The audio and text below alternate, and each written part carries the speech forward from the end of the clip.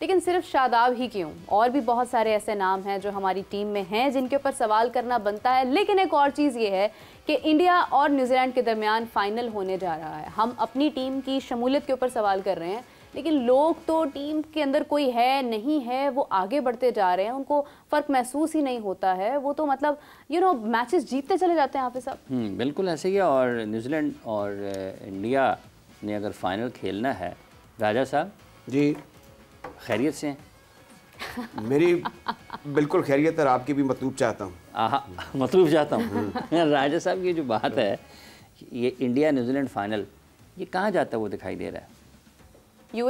देखें, एक तो फ्रेश फ्रॉम द विक्ट्री है, एक फेमस विक्ट्री लाहौर में न्यूजीलैंड की, लेकिन वहाँ पर बिल्कुल बदला हुई सूरत हाल होगी, बदला हुआ ज़माना होगा। विकेट पर अगरचे कंट्रोल आईसीसी का है, या मैं नहीं कहता कि उसमें बीसीसीआई या जो प्रेसिडेंट आईसीसी हैं वो इसमें इन्वॉल्व होंगे, लेकिन आपने विकेट की वहाँ पर सूरत हाल देख लिया कि वो स्पिनर्स के लिए साजगार है। इंडिया के पास नैगिंग लाइन और लेंथ पे फेंकने वाले स्पिनर हैं। हमारे पास बड़ा वक्त था एज़ कम्पेयर टू इंडिया कि हम कुछ 3-4 स्पिनर्स को मौका देते हैं, उनको सुपरस्टार बना देते हैं, उनको देखकर और स्पिनर्स हमारे यहाँ पाकिस्तान में ले आए। मैं आपको वैसे बता रहा हूँ कितनी कहते रुजाली है, हम इसमें पिछड़े हुए नहीं थे। बड़ी सूटेबल कंडीशन थी। ये कंडीशन जो होती हैं यही बॉलर बनाती हैं और ये कामयाबियाँ दिलवाती हैं। जहाँ तक इंडिया का ताल्लुक है, टू स्टार्ट विद आप उनको फेवरेट कह सकते हैं, लेकिन ये ग्रेट लेवलर है खेल। इसमें न्यूजीलैंड ने जिस तरीके से लाहौर में परफॉर्म किया है, गेंद उनके बैट्समैनों के बल्ले पर आ रही है, 200 हुए। फिर सेंटनर उनकी देखें, बैटिंग पावर हाउस की बात कर लें, 8वें नंबर पर सेंटनर आते हैं जो कि सेंचुरियन भी हैं, और बल्ले को जब वो घुमाते हैं तो फिर वो क्विक फायर 30-35 रन बना लेते हैं। तो हूसोएवर वेंस टॉस वो पहले बैटिंग करेगा, और मेरे ख्याल में अगर ये किस्मत ने यावरी की न्यूजीलैंड पर तो न्यूजीलैंड को आप फेवरेट कह सकते हैं। बिसाइड दिस सारा माहौल जो है वो टेलर मेड है फॉर इंडिया।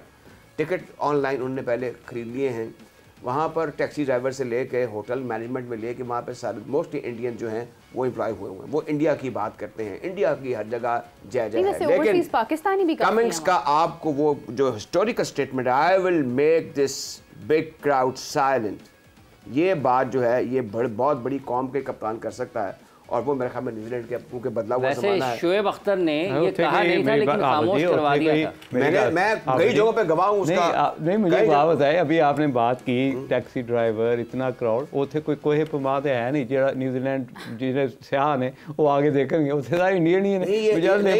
इम्पैक्ट अंपायर्स पर भी होता है, अंपायरों को लेकर भी जाना जिसने, ये बड़ी चीज़ देखें। लोकल वहाँ पर जो सारी राय आमा है ना, वो विन विन सिचुएशन है। आपको एक और बात बताऊं, 2000 में मैं और शहजादा मयूं कमेंट्री करने के लिए थे, आमिर सोहेल भी थे, बाकी लोग भी, रवि शास्त्री भी थे, गवास्कर भी थे, एक ही जगह पर बैठते थे।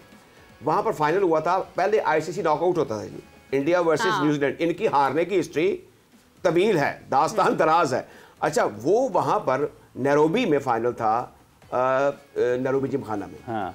अच्छा, ये पक्का हमें भी पता था कि जनाब एक इंडियन थे बड़े कारोबारी, उन्होंने कहा जी कल जब भारत जीतेगा तो नैरोबी में, क्योंकि वहाँ पे बड़े बड़े टेम्पल्स हैं, Hindu, they are business magnates, उनके पास बड़ा माल है, तो उन्होंने कहा जी फिर आप देखें, आप भी हमारे साथ शामिल होइएगा ना। वो 200 के आसिफ करीम उनके एक लेग हुआ करते थे, कमेंट्री कर रहे थे, तो कहने लगे यार कल तो 100 से भारत जीतेगा।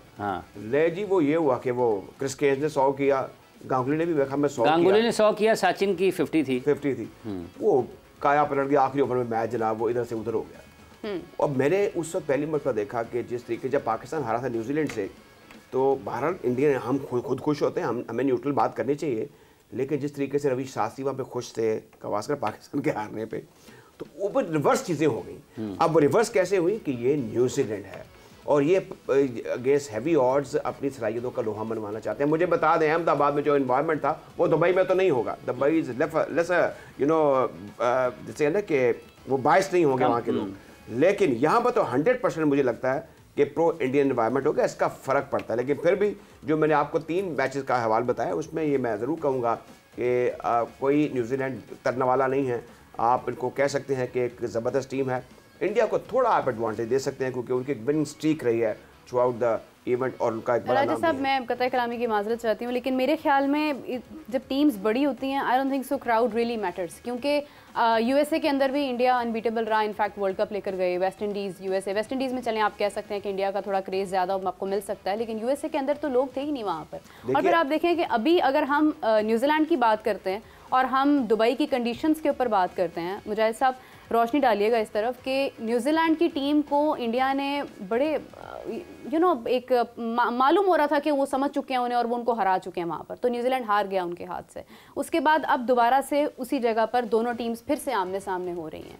जसप्रीत बुमराह नहीं है टीम के अंदर, यहाँ पे न्यूजीलैंड अपनी पोटेंशियल के साथ है, उसके बावजूद उनको बड़े अच्छे तरीके से भारत ने शिकस्त दी। वरुण चक्रवर्ती बड़ा उसके अंदर नुमाया हुआ, एक आइकॉनिक किस्म की उसकी जो आप कह लें कि उसकी विकेट्स थी। यहाँ पर जाकर जब दोबारा से फाइनल हो रहा है, मेरे ख्याल से भारत को ज़्यादा एडवेंचर इस चीज़ का हासिल है कि वो एडवांटेज हासिल है कि वो कंडीशंस को देख चुके हैं, और न्यूजीलैंड क्योंकि एक बार फिर वहाँ पे जा रहा है, तो चीज़ समझ तो आ रही है। लेकिन आपको नहीं लगता कि भारत फिर से एक बार भारी पड़ सकता है उनके ऊपर?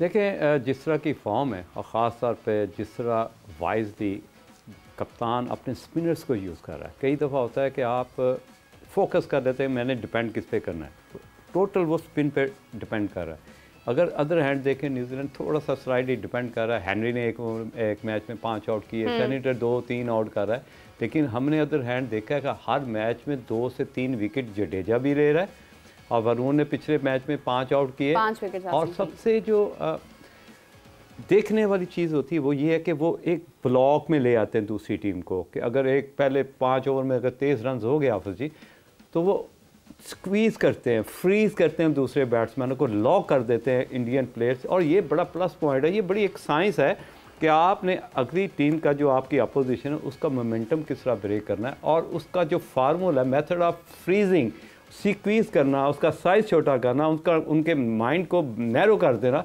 वो उनको आर्ट आ चुका है इंडियंस को, जो दूसरी टीमों के पास इस तरह का आर्ट नहीं है। अगर एक टीम के पास 4 स्पिनर्स हैं और चारों के चारों एक तो कंटेन करने वाले और विकेट ऑप्शन बॉलर्स हैं। देखिए, कई दफ़ा होता है, आपने जिस तरह खुशी शाह को खिला दिया है, जब हम यहाँ पे बैठ के बात करते हैं, मैंने कहा किस तरह के स्पिनर की बात कर रही है कि पाकिस्तान के स्पिनर ने काम नहीं किया। स्पिनर तो वो है नहीं, वो तो एक मेक शिफ्ट ऑप्शन है आपके पास आप उसको स्पिनर थोड़े कह सकते हैं। लेकिन जो इंडिया का लॉट है या जो एक ब्लॉक उन्होंने बनाया हुआ 4 स्पिनर्स का, वो दूसरी टीम को फ्रीज़ कर देते हैं। एक तो ये प्लस पॉइंट है। बुमराह जब नहीं खेला, आपने मेरी बात की कि मुझे याद है कि टूर्नामेंट पहले स्टार्ट होने से पहले भी आपने ये बात की कि बुमराह के जाने से हाफिज जी कि आधी टीम उनकी रह गई है। ऐसा नहीं है, आपने सिर्फ बॉलर के साथ एक मेंटोरिंग करनी होती है कि यार बुमराह नहीं है, उसकी कंपनसेशन क्या है। यार शामी, आपने क्या करना है, आप तेज़ बॉलिंग करते हैं, आपने अपनी पेस को कट डाउन करके विकेट टू विकेट बॉल करना और इस जगह पे बॉल करना है, तो आप उसकी जो कमी है उसको कंपनसेट इस तरह कर सकते हो। ये होते हैं कोचिंग फार्मूले, मेथड फार्म के आपने अपनी लाइन से नहीं हटना। रही बात, अगर आपको फेंटी पड़ गई या रन्स हो गए, तो ये स्पिनर्स हैं, एक तरफ से कंटेन करेगा, एक तरफ से हमने अटैक कर रहे हैं। अटैक का मतलब कि आउट करने के लिए जाना है। तो ये वो सारी चीज़ें हैं जो इंडियन को प्लस पॉइंट में जा रही है। अदर एंड अगर न्यूजीलैंड की बात करें, बहुत खूबसूरत क्रिकेट खेल रहे हैं, लेकिन कल का जो मैच है आप जी, संडे को जो मैच है हाँ। वो डिपेंड करता है विलियमसन पे। विलियमसन ऐसा प्लेयर है, दोनों टीमों में एक बहुत ह्यूज डिफरेंट है, नो डाउट। इनफॉर्म टीम है, इंडियंस के जितने भी प्लेयर्स हैं सारे रन्स कर रहे हैं, जो जो उनको रोल दिया जा रहा है उसको उसकी एग्जीक्यूशन भी उसी तरह कर रहे हैं। लेकिन यहाँ पे विलियमसन की मैं इसलिए बात करूँगा कि जिस जगह पे वो आता है और जिस तरह का उनका प्लेइंग स्टाइल है, स्ट्राइक रेट है, वो accordingly situation master class player है। और अगर इंडिया ने विलियमसन को जल्दी आउट कर लिया तो न्यूजीलैंड को आप देखेंगे they will stand nowhere. वो उसी तरह का एंकर रोल प्ले करता है कि एक तरफ अटैक हो रहा होता है, एक तरफ वो स्ट्राइक रेट के साथ खेल रहा है, इर्द गिर्द अपनी टीम को खिलाता है।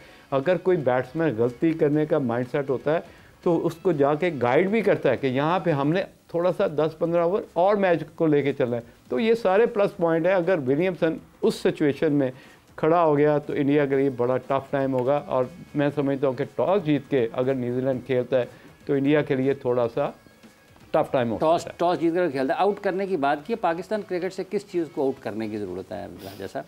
आउट करने की? हाँ, nepotism, misuse of authority, mismanagement भी उसमें आप कह लें बड़ी है। ये सारी चीज़ें जो है ना, इसका अमलगमिज़म इस वक्त बोर्ड बना हुआ है जो हमें नज़र आती हैं।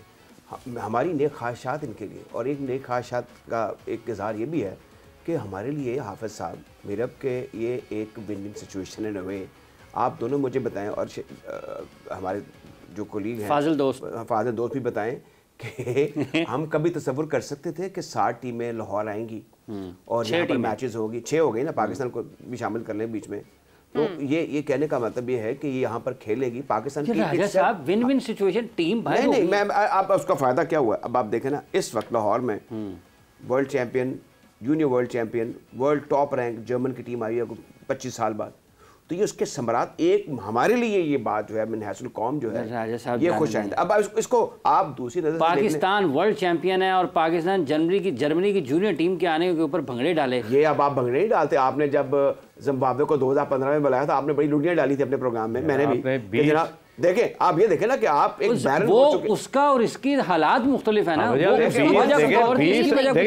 आपने 20 अरब दे के उनको बुलाया है।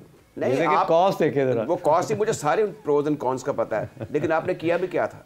आप अपनी तरफ भी अपनी अदाओं पर भी जरा गौर करें ना कि आपने एक टीम पे हमला करवा दिया जो कि आज तक कभी नहीं दुनिया में हुआ था। इसकी मिसाल नहीं मिलती। हमें कैसे कैसे चौके लगे, हमें देखें हमारी तो लड़के भी कैद हो गए इंग्लैंड में, ये भी कभी नहीं हुआ था। ये जो नेपोटिज्म की आपने बात आप ये जो बात आप देखिए, नेपोटिज्म भी जिसका आप जिक्र कर रहे हैं कि एक कनेक्शन है with a certain influential farmer coach with a certain player, जिसकी वजह से वो एक पीआरशिप हुई है। ये नेपोटिज्म नहीं है तो क्या है? नेपोटिज्म की बड़ी बड़ी मिसालें पाकिस्तान में हैं। मैं नहीं समझता। मुझे सब ये हुआ है यार, अभी हुआ है यार, क्या बहुत पुरानी नहीं है यार। अभी फिर मैं नाम लूंगा उसका, फिर आप कहेंगे यार नहीं आदाब नहीं सर, ये राजा साहब इस पे ज्यादा गहरी नजर रखते हैं। राजा साहब इसको मैं वैसे पर्सनली बताऊं, हर शख्स की रिस्पेक्ट होती है हाफिज साहब, आप इस चीज़ का ख्याल रखते हैं। हम किसी की तस्लील तो करना नहीं चाहते, किसी पर पर्सनल अटैक करना नहीं चाहते, सबकी इज्जत है। राजा साहब, जब कोई पाकिस्तान की टीम में आ गया तो पर्सनल अटैक क्या है? अगर कोई मेरिट को वायलेट करके आया है, अगर कोई प्रोसेस से हट के आया है, तो जो उसने अटैक किया है पाकिस्तान की क्रिकेट पर, उसका कौन हिसाब देगा? उसका हिसाब इन लोगों को देना चाहिए जिनसे आखिर में भी हिसाब होगा।